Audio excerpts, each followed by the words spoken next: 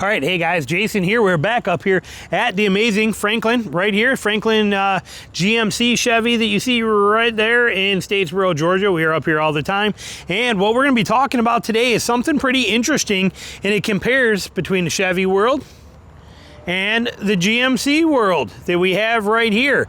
And we got, before we do though, what we're gonna talk about is the average transaction price difference between these. It's mind-blowing. We just got the numbers for Chevy. I did a video about a week and a half or 2 weeks ago on the GMC one. Pretty interesting when we see the difference here, okay? And there are certain features that you get, don't get me wrong. There's some amazing, crazy stuff. I mean, Chevy, I love it. GMC, I love it. Like GMC, for example, if you buy this red one, right here, even with the Turbo Max, you do get a chocolate milk. It looks like they give you a free chocolate milk right there. Somebody has taken advantage of theirs already, but you get free things with it that you don't, options with GMC you do not get with Chevy. That is definitely true.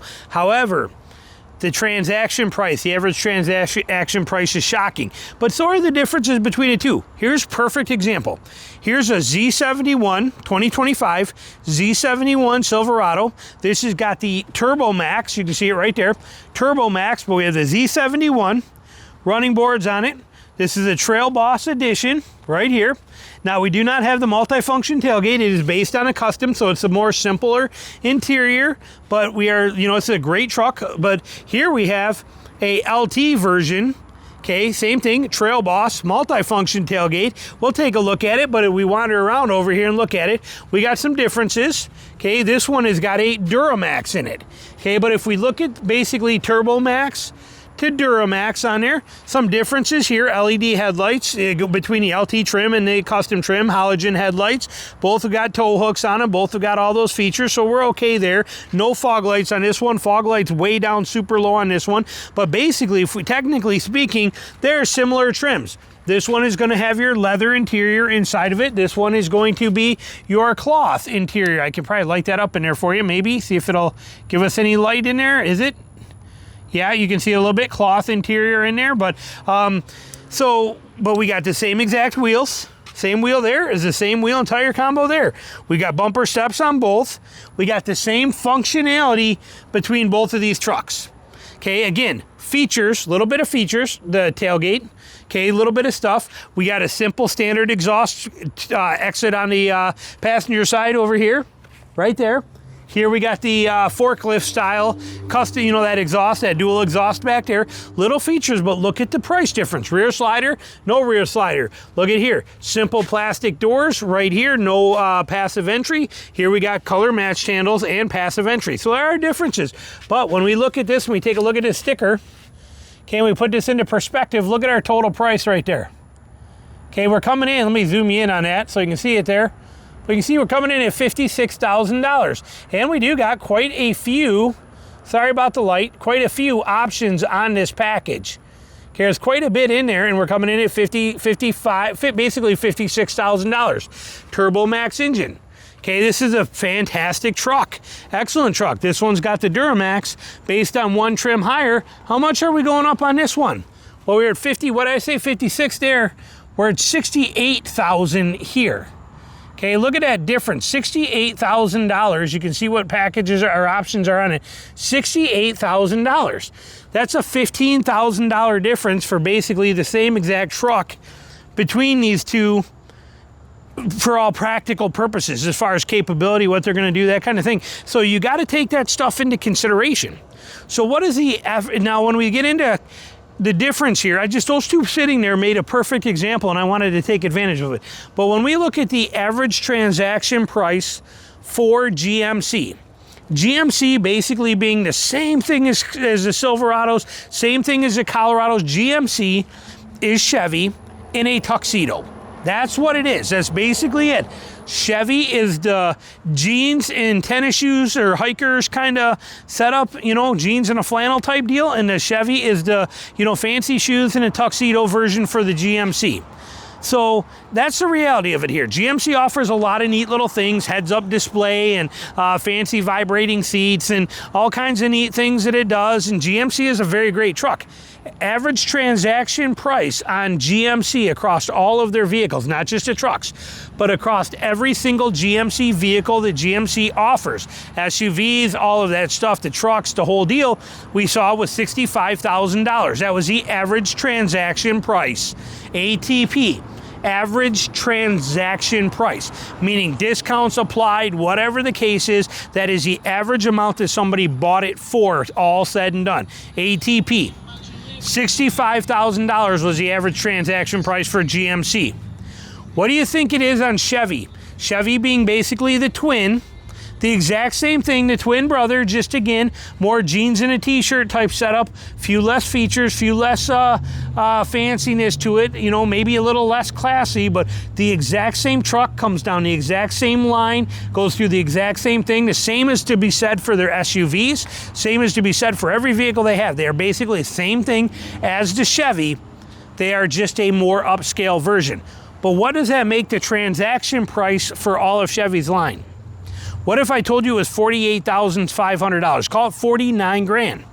49,000 for 65,000. That is $16,000 difference. All right, well, LastFit is celebrating its 10-year anniversary. Yes, it has been around for 10 years. I've been using their products for a few years, and I can honestly say they are built tough as nails, highest quality things. These are I don't know how else to put it, but you know, if it's got the name LastFit on it, you know it's quality stuff. Whether it's the light bulbs in there, it's the bed mats, the floor mats, the compressor systems, the four-way, you name it. If LastFit makes it, it's incredible. And like I said, we've got so many of their products. We've had their floor mats in 3 different vehicles. Nobody makes a better floor mat. Look at the coverage you get from these things. They're incredible. You never even have to vacuum a car out, again, because of the deep dish design of these and how well they make them. Even the bed or the back end of this, the trunk on my daughter's car here, she'll never have to vacuum this the whole time she owns it. Look at how it holds everything in. Again, everything LastFit does is thought out, creative, and perfect. They leave no stone unturned. And when it comes to the quality and durability, look at how hard I am, and I beat this stuff like you wouldn't believe, and it just takes it and holds up incredibly well. Their compressor systems, like I said, are incredible. Their 4-way adapter they got, look how fast this compressor goes. This thing just dual cylinder screams, and they got this new 4-way so I can fill all 4 tires at once. There's a bed mat I got on my brand new Ram with the tailgate mat. LastFit is crushing it. That the average people that are buying a Chevy are saving over the average people that are buying a GMC. That is average across the board. That is the average transaction price. $49K, $65K, $16,000 difference. Would that make you change your opinion on maybe not buying the GMC and buying the Trail Boss, or not Trail Boss, but buying a Chevy version?